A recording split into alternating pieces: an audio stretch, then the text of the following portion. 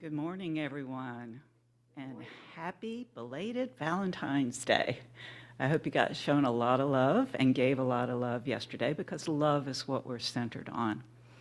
My name is Karen Marcus, and it's my pleasure to welcome you to today's service with the Unitarian Universalist Fellowship of Lower Bucks. I'll be your lay leader for today's service. Each week when we gather, we start by ringing our bell. It calls us into a special time where we are here to share an experience together that is centered on love and on the proposition that we are each inherently worthy and capable of finding our own personal truth. We welcome all those who are on a journey of spiritual questioning, and we hope that the music you hear today will inspire you, and the message spoken will give you fuel for your journey. In recognition that this is a time of spiritual reflection, let us respond to the words and music with reverence. So whether you are here in person today at Penryn, and we're really grateful that the weather is coming in later tonight and not to this morning, so we could gather together in person, or if you're joining us by Zoom in our spiritual cyberspace, we are glad that you are with us today.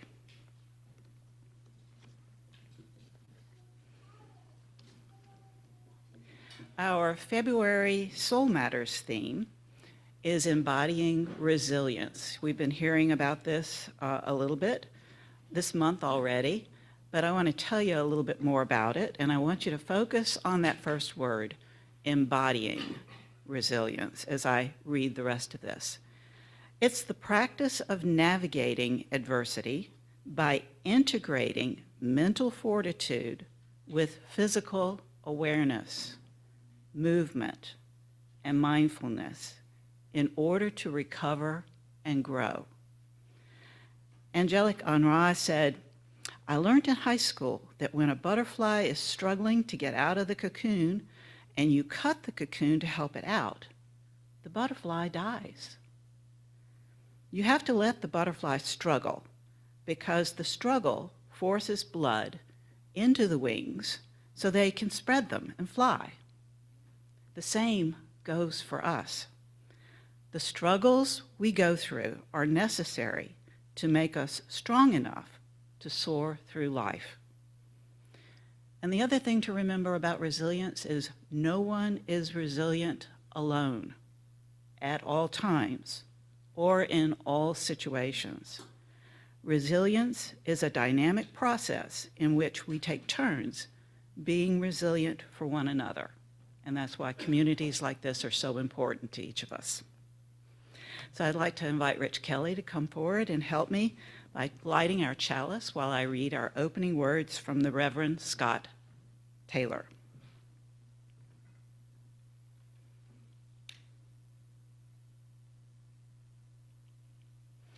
We gather knowing that our light can't reconstitute itself. Without each other, a coldness sets in. Leaning on each other, trusting each other, helping each other fall back in love with life over and over again. Only from this does the flame emerge. Today, may it rise again. Thank you, Rich. And we're really pleased that we have our musical guide with us, Avi Wisnia. I'd like to invite him forward to this microphone, and I think he has a special treat for us.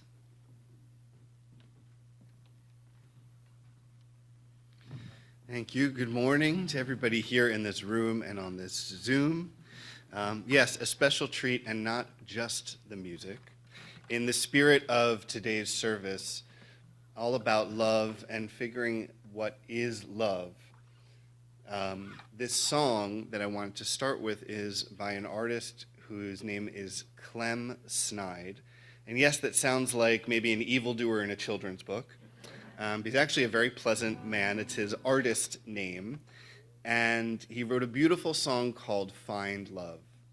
And if you've never heard it before, the chorus, the refrain of it is really easy that you can sing along with or just let it wash over you.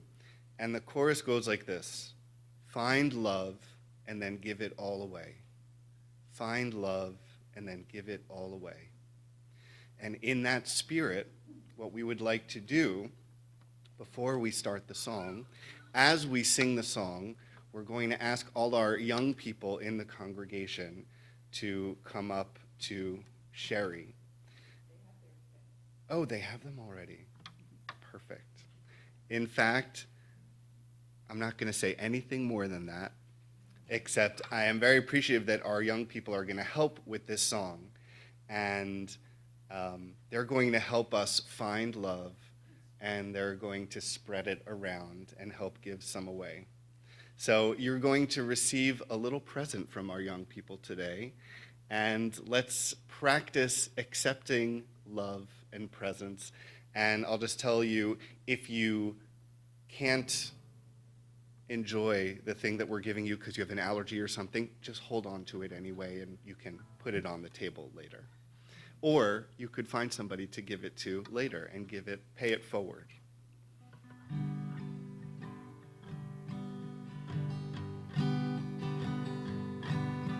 Here's a song, Find Love. Don't let hurricanes hold you back,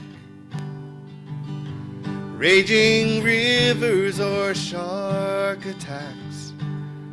Find love and then give it all away. Find love and then give it all away. Try that one. Find love and then give it all away. Find love and then give it all away. Wrestle bears, bring them to their knees. Taste the honey from killer bees. Find love, then give it all away. Find love, then give it all away. Find love, then give it all away. Don't be scared to connect the dots. Dig for gold in the parking lot. Find love and then give it all away. Find love and then give it all away. Find love and then give it all away. Find love and then give it all away.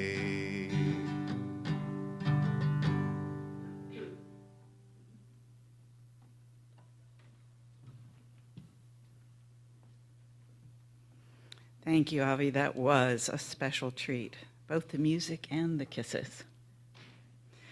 So today's speaker is the Rev Dr Neal Jones, who joins us on Zoom. We've had him several times, and so you might be familiar with the fact that he's a psychologist, but he also served as the minister of 5 different congregations in the Carolinas, Texas, and also in Pennsylvania. He was recalling his 5 years, I think, in this area and what weather was like as we were comparing notes as he came on earlier this morning.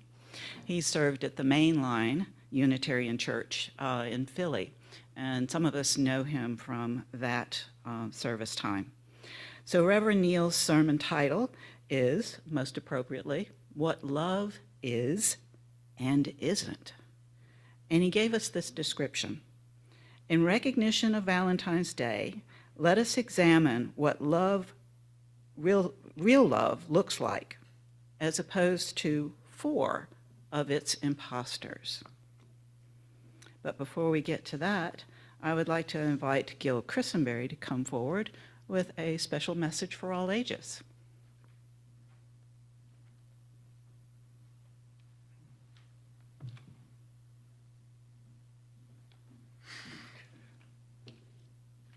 Good morning.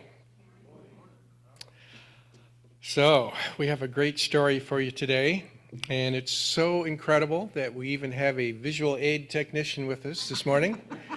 My partner, the lovely and talented Sherry Lee. So, this month we are exploring how we find resilience. And of course, resilience is the ability of a person to adjust to adversity. So with that in mind, I want to share a story about how we respond when life gets hard. And life does get hard sometimes. So this is the parable of the potato, the egg, and the coffee bean. And as all good stories start, once upon a time, a daughter complained to her father that her life was miserable and she didn't know how she was going to make it. She was tired of fighting and struggling all the time. It seemed just one problem was solved and then another one soon followed. Her father, a chef, took her to the kitchen. He filled 3 pots with water and placed each on a high fire. Once the 3 pots began to boil, he placed potatoes in one pot, eggs in the second pot, and the coffee beans in the third pot. He then let them sit and boil without saying a word to his daughter. The daughter moaned, impatiently waiting to see what he was doing. After 20 minutes, he turned off the burners. He took the potatoes out of the pot and placed them in a bowl. He took the eggs out and placed them in a bowl. And then he ladled the coffee out and placed it in a cup. Turning to his daughter, he asked, "What do you see?" "Potatoes, eggs, and coffee," she replied with a bit of annoyance. "Look closer," he said, "and touch the potatoes." She did, and noticed that they were soft and fell apart at the slightest touch. He then asked her to take an egg and break it. After pulling off the shell, she observed the hard-boiled egg. Finally, he asked her to sip the coffee. Its rich aroma brought a smile to her face. "Father, what does this mean?" she asked. He explained that the potatoes, the egg, and the coffee beans had each faced the same adversity, the boiling water. However, each one acted or reacted differently. The potato went in strong, hard, unyielding. But when faced with the boiling water, it became soft and weak, and it fell apart. The egg was fragile, but when faced with the boiling water, it became hard. However, the coffee beans were unique. After they were exposed to the boiling water, they didn't fall apart or turn hard. Instead, they had the strength to absorb the water and transform it into something wonderful. "Which one are you?" he asked his daughter. When adversity knocks on your door, how do you respond? Are you a potato, an egg, or a coffee bean? In life, things happen around us and things happen to us. The only thing that truly matters is your choice of how you react to it. You can crumble in fear, turn hard and refuse to change, or you can dig deep, absorb the adversity, and transform it into something new and wonderful. So what I love about this story is that it reminds us that we don't get to choose the challenges we face, but we can choose how we respond to those challenges. That choice of how we show up, keep trying, ask for help, and stay steady is what we call resilience.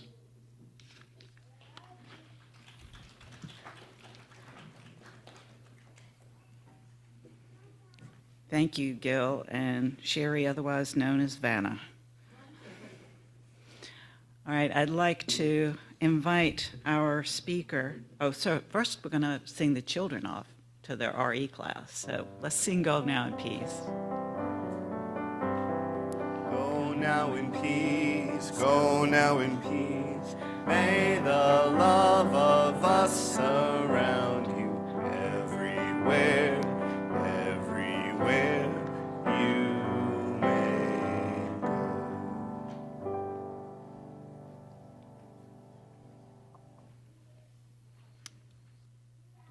Okay, now let's try that again. Let us welcome the Rev Dr Neal Jones this morning on Zoom for a reading.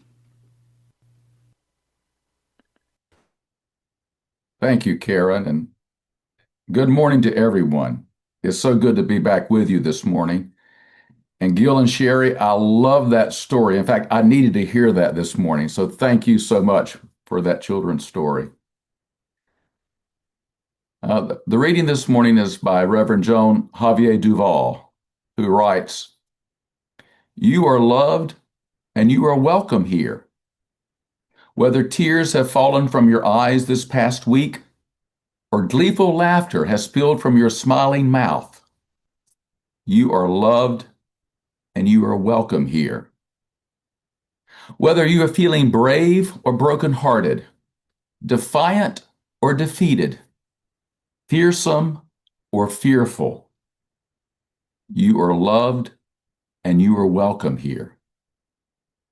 Whether you have made promises, broken promises, or are renewing your promises, you are loved and you are welcome here. Whatever is on your heart, however it is with your soul in this moment, in this place, in this community, you are loved and you are welcome here.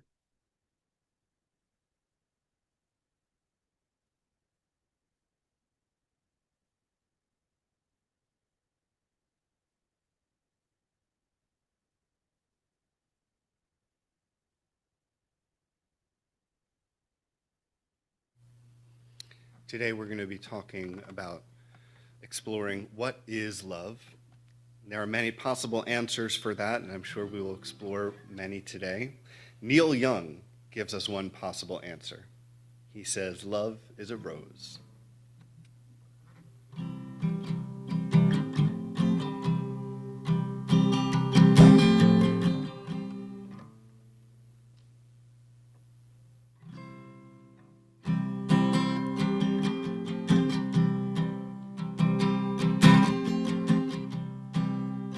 Love is a rose, but you better not pick it. It only grows when it's on the vine. Handful of thorns and you'll know you've missed it. You lose your love when you say the word mine. I want to see what's never been seen. I want to live that age-old dream. Come on now, let's grow together. We can take the best right now. Take the best right now.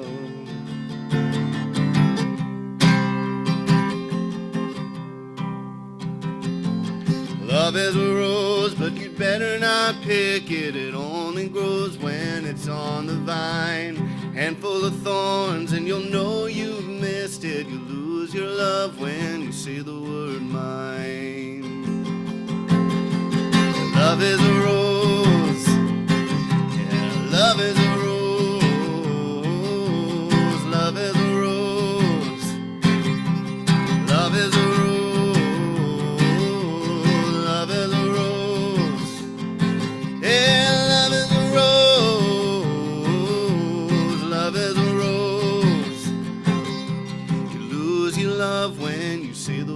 mine. You lose your love when you say the word mine. Lose your love when you say the word mine. Lose your love when you say the word mine.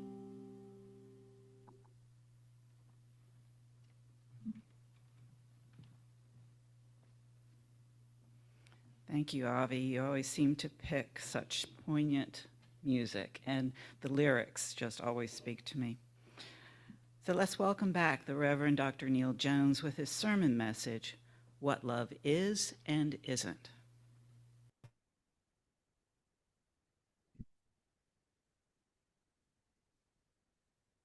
Thank you, Karen. I almost hesitate to even use the word love because of its associations only with romantic love. We know that myth of love that's perpetuated by fairy tales and pop songs and romance novels. We know that myth so well. In all the universe, one person is meant for us, our soulmate, who is predetermined in the stars. And we find that one true love when my eyes meet across a crowded room. And the feeling of falling in love confirms that we have found the one true love meant for us. He or she will satisfy all our needs, and we will live happily ever after. And then later, when we inevitably experience some boredom, friction, or frustration, that proves we have fallen out of love and that we misread the stars and did not match up with our one true love. I'd like to think that a loving relationship begins after the honeymoon is over. You know, that intensity of passion in the beginning of a romantic relationship is supported by the release of endorphins in our bodies, and it can last 1 to 2 years. But when the endorphins settle down, then you discover she presses the toothpaste tube from the top, not the bottom, like God intended. Then you discover he clips his toenails right there on the bedroom floor where he leaves them. Well, before I talk about what I think true love is, I first want to talk about 4 common guises of loving relationships. And my comments pertain not just to married couples, but to any couple of significant others, married or unmarried, straight or gay, even close friends. The first imposter of a loving relationship is the dependent relationship. This is the person who plays poor, pitiful me, the person who seems childlike in the worst sense of that word. They are chronically in trouble, in a crisis, beset with overwhelming problems, and they're chronically at a loss for how to deal with their problems. They appear passive, helpless, and inept. And their helplessness and passivity maneuver others to make decisions and take action for them. Their typical requests are, "What do you think? What should I do? Can you help me? I can't seem to manage this on my own." They request help when help is not really needed because they're perfectly capable of helping themselves, though they may not realize that. What they are seeking is not that the problem be solved or the situation fixed, but that they be taken care of. Now, their bids for a dependent relationship are not necessarily manipulative on a conscious level. Their self-image may literally be that they are helpless, inept, childlike. They may honestly believe they cannot exist on their own or function independently. But their helplessness induces others to become parental figures. Behind their innocuous requests for advice and guidance lies the message: I can't survive on my own. I need you. Now, people who enjoy playing the parent or being the boss will give dependent people exactly what they want. By taking charge, however, they reinforce their dependency. This could apply to some husbands or wives or life partners. It could apply to some bosses at work. It could even apply to some ministers and counselors. Now, healthy, mature people will feel uncomfortable with these bids to be parental.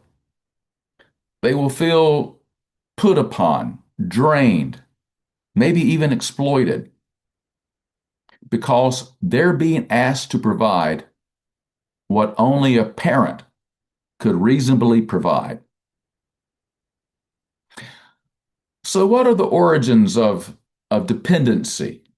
Well, like so many conditions in adulthood, they had their origins in childhood. Now, healthy, mature parents start off by adapting themselves almost completely to their infant's needs, but then they back off as the child matures, allowing the child to assume greater autonomy as the child grows older. But some parents don't back off out of the misguided belief that loving their child means doing everything for them. And some parents don't want their children to grow up and have their own lives. They use their children to meet their needs. They keep them close to home by keeping them dependent on them. Now, neediness may look like love, but it's not. Love is not a one-up, one-down relationship. Love does not infantilize people. A loving relationship is a mutual relationship of equals. Love does not say, I need you, but I want you. In loving relationships, both persons can live and survive on their own, but they freely choose to share their lives together.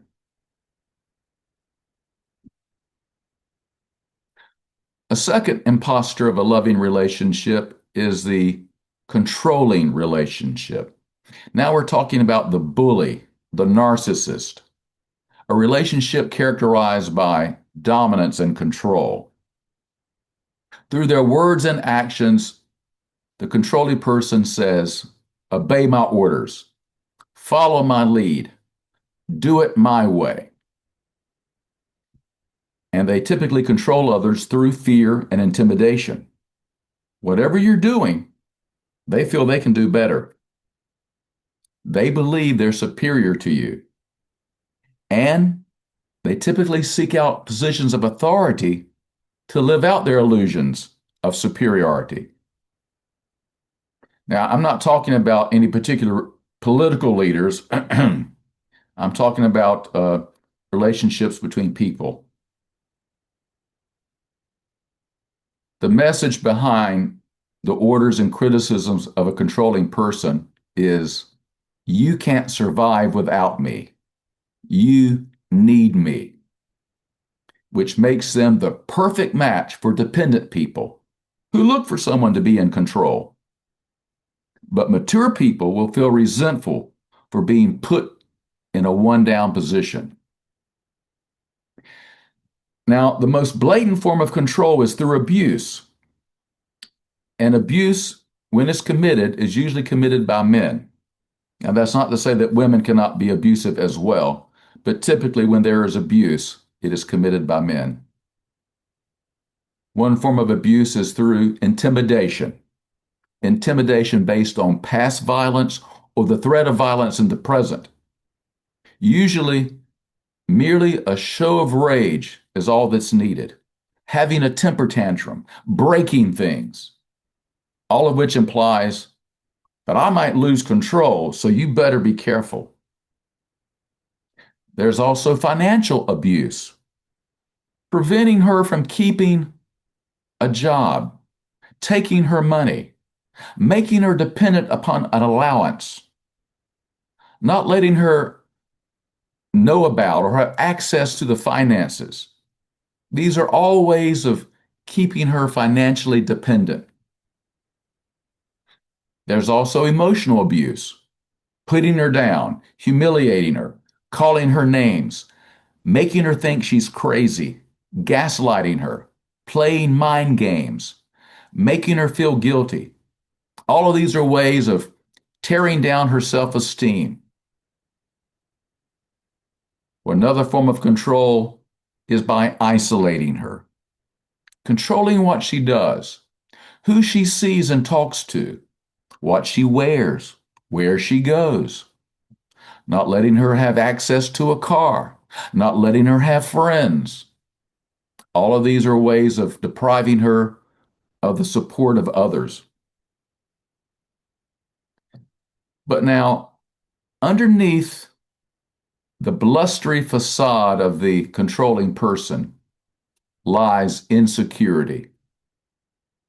Such people, usually men, are actually fearful that the woman in their life will abandon them. You know, this was the source of comedy in the old series, The Honeymooners. Remember Jackie Gleason, who played Ralph Cramden? Remember his threat? To the moon, Alice.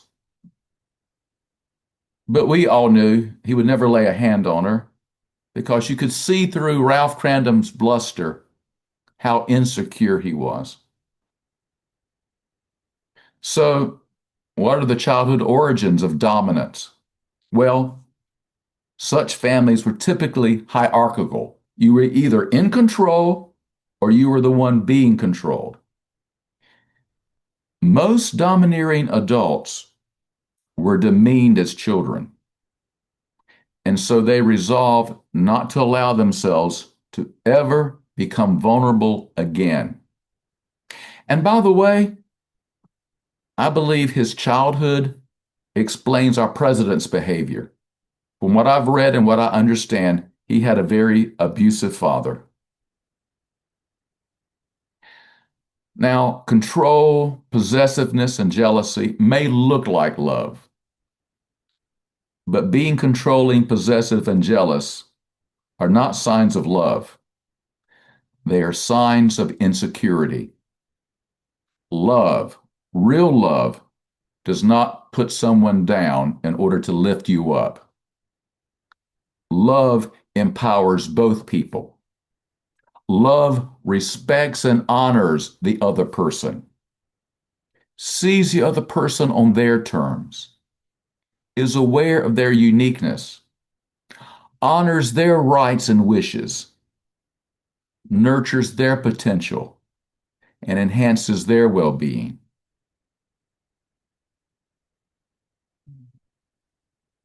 A third imposter of true love is the codependent relationship. Now, this is another more subtle form of control. This is the person who plays the martyr, the person who is sacrificing for the other in order to take care of them.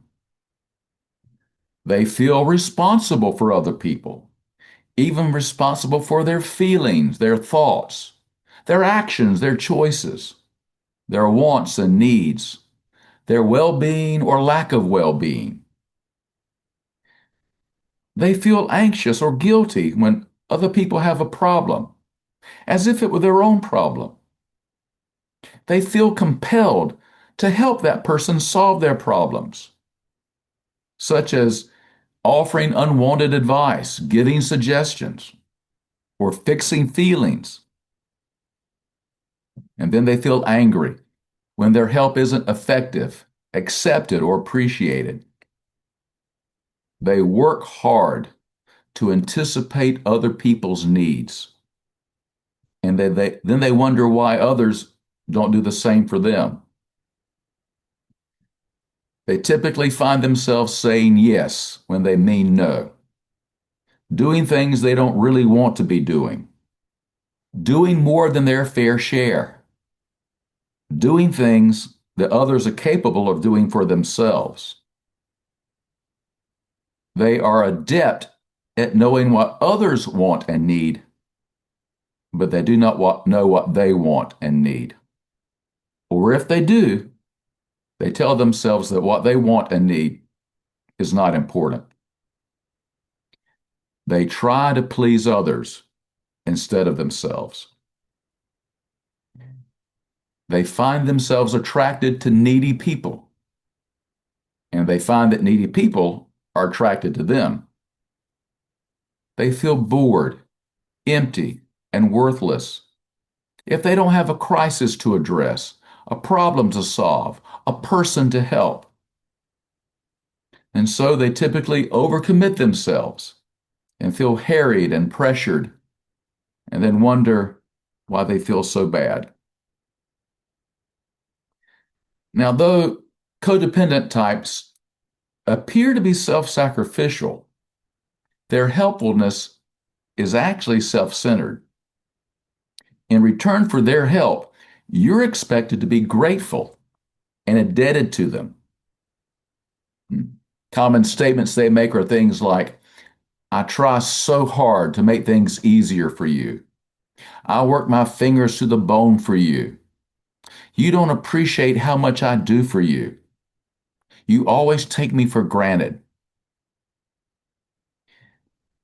And many recipients of their help are angry at them instead of grateful because no one likes to feel guilty, especially when they've done nothing wrong. No one likes to be treated as a child because their unsolicited help implies that you're helpless.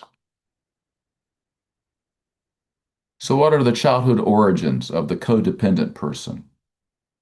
Well, as children, they typically had to take care of their caregivers. They were, in other words, parentified. They were robbed of their childhood. They learned that their worth is based on their usefulness. And so as adults, they form ingratiating relationships to try to feel good about themselves. They don't feel they are loved for who they are, but for what they do. Now, codependency certainly looks a lot like love, but it's not.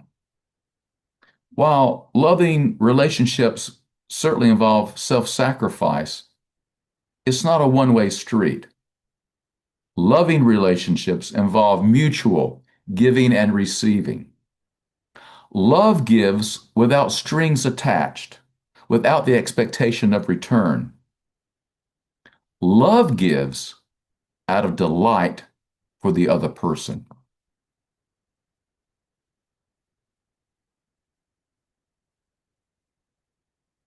And the fourth imposter of a loving relationship is the sexualized relationship. Now we're talking about the flirt, the seducer, the Don Juan. Instead of being a part of the relationship, for such people, sex is the relationship. We're talking about relationships that are based almost entirely on flirtatiousness, suggestive talk, provocative dress, seductive come-ons. Now, this is the only way some people know how to relate to the opposite sex, or the same sex if they're gay. You know, this was the question, the primary question in the movie When Harry Met Sally. Remember that movie starring Billy Crystal and Meg Ryan? The question of the movie was, can men and women be friends without sexualizing their relationship? I hate to say this, but I believe it to be true that in our culture, men are still socialized to view women as sex objects, to be won, conquered, scored, or whatever. And I believe that women are still socialized to use their sexuality to get what they want. Just look at the way teenage girls dress. And let's face it, still today, boys are mostly praised for their accomplishments, while girls are still praised for looking pretty. So what are the childhood origins of the overly sexualized relationship? Well, as children, such people received covert and sometimes overt messages that they were desirable as long as they were attractive. And children who are sexually abused often confuse love and sex, especially if they are violated by a family member. But sexualized relationships are not necessarily loving relationships. In a loving relationship, people are not used as sex objects, but are related to as whole persons. In a loving relationship, sex is not just sex. It's an expression of tenderness, intimacy, and adoration for the other. So, all four of these pseudo loves, the dependent relationship, the dominating relationship, the codependent relationship, and the sexualized relationship, they actually have a lot in common. They're all forms of manipulation. In other words, they use others to get their needs met. Also, they're all lopsided relationships. They primarily benefit one of the two parties involved. And they all have their origins in childhood deficits. Such people did not receive what they should have received as children. And therefore, they grow up to be needy adults who are getting their needs met the only way they know that works. Hopefully, this understanding will help us to be more understanding of them instead of judgmental. But a loving relationship flows out of one's richness, not deficit, out of one's growth, not need. Mature people have learned how to get their needs met without using others. When they enter into a relationship, they're therefore able to relate to others as whole persons, not as objects. Now, I realize I'm using the terms mature and healthy love in a way that exists on a continuum. These categories of imposter loves are for rhetorical purposes only, because we all know that real life does not fit into neat boxes. Let's face it, many of us, much of the time, resort to acting helpless, controlling others, helping others with strings attached, using our sexuality in order to maneuver others to love us, or at least love what we can do for them. And we especially do this when we are vulnerable, or lonely, or under duress. But in our better moments, we can attend to, give to, and value another without it having to be about us. So, what is true love? I don't think I can improve upon Scott Peck's definition of love in his book, The Road Less Traveled, where he said, love is the willingness to extend oneself for the purpose of nurturing one's own or another spiritual growth. Let me repeat that. Love is the willingness to extend oneself for the purpose of nurturing one's own or another spiritual growth. Let's break that down. First of all, love is an act of will. A choice is made. It's not based on feelings alone. When we love someone, we often choose to care for them, even when we dislike some things about them. I have to confess to you, both of my professions, being a minister and a therapist, have stretched me by requiring me to love others even when I have disliked some things that they've said or done. And of course, those of you who are parents experience this all the time because the little rugrats are not always adorable. Love extends oneself, which implies effort. It implies exerting ourselves. In other words, loving others is not based on good intentions alone, but on actions. And as you know, sometimes love is hard work. Or as my grandmother used to say, love is as love does. And the goal of love is spiritual growth. In other words, love does not keep another one down. It doesn't control, exploit, or manipulate the other person. True love empowers, liberates, nurtures growth. And love is a circular process. Self-love and love of others are indistinguishable. When you commit yourself to the growth of another, you grow. When we dedicate ourselves to enlarging ourselves, we enlarge others. Or as Jesus put it, love your neighbor as yourself. May you and I have the courage and stamina to love each other and ourselves as people of dignity and worth. Amen.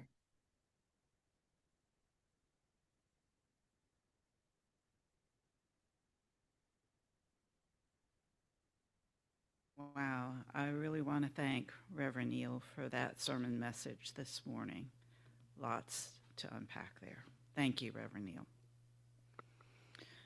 At this time in our service, we'd like to share our gifts with an offertory. Our shared plate recipient in January and February is the Reach Out Foundation.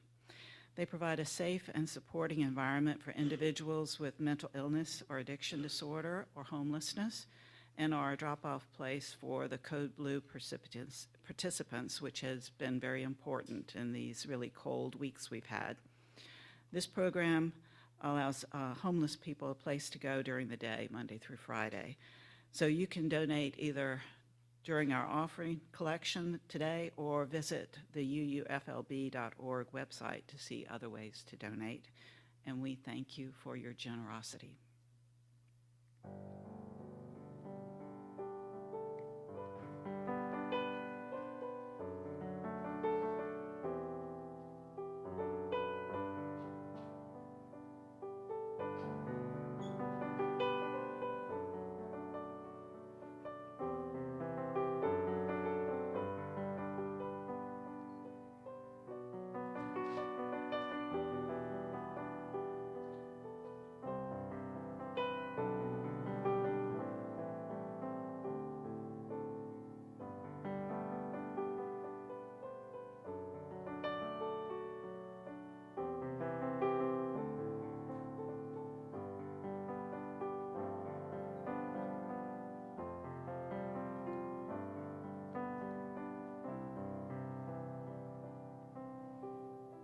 Again, we thank you for your generosity.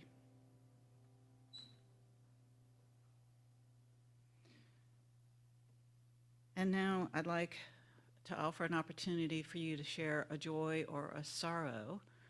If anyone would like to speak here, come to this microphone, and we'd like to listen to what you have to say. Any joys or sorrows?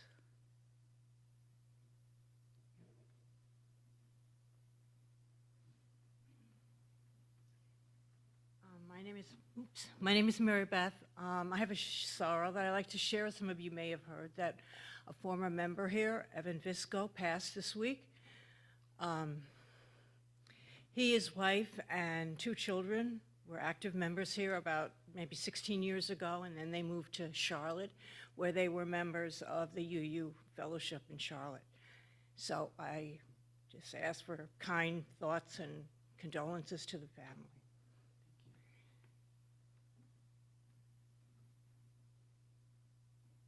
Anyone else?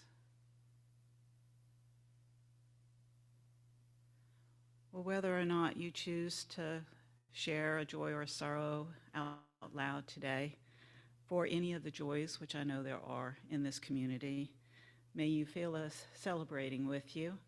And for those who have sorrows or concerns, we hope you feel our sympathy and our compassion. Let's take a moment to spread that feeling through this community by singing a verse of Blessed Spirit of My Life.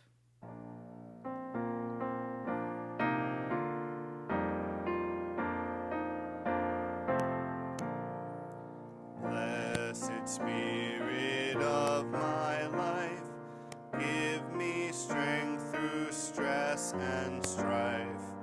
Help me live with dignity. Let me know serenity.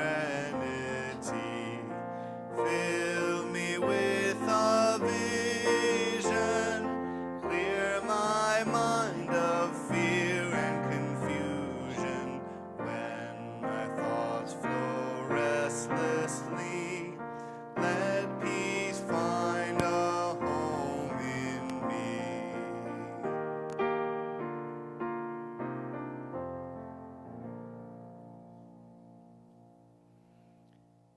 So as our service nears its ending, I invite you to join me in a meditation. I often encourage you to get comfortable in your chairs, maybe feet on the floor, and lap. Bow your head or close your eyes, comfortable to you, and focus on these words. Source of love, spirit of interdependence, we give thanks for the web that holds us, the hands that have steadied us, the voices that remind us we are not alone, present those just as we have on them.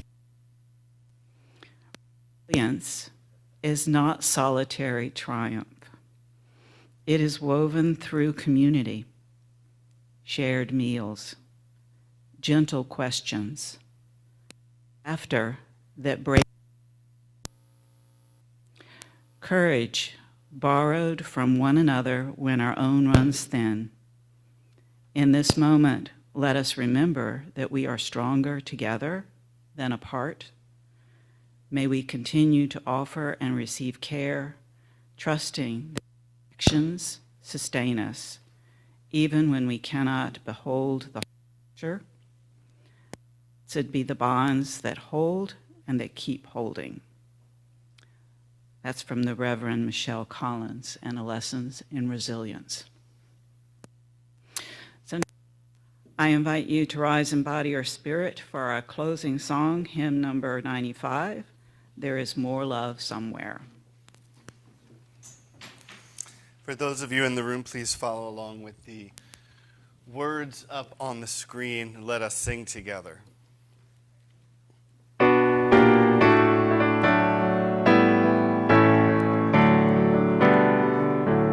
There is more love somewhere.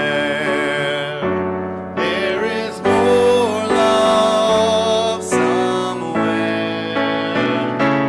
I'm gonna keep on till I find it. There is more love.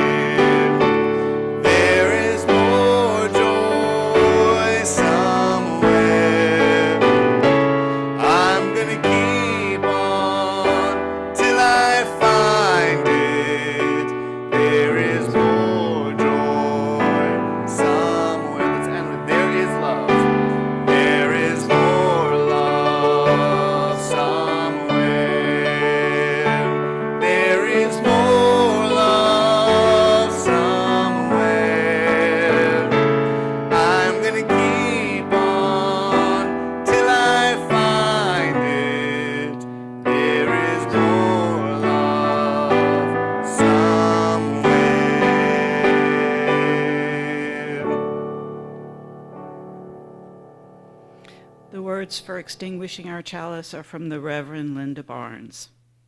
May you embrace your growing with compassion. May courage be yours as you answer your heart's calling. May beauty and wonder be yours even when the going gets rough. And may love always be at your center.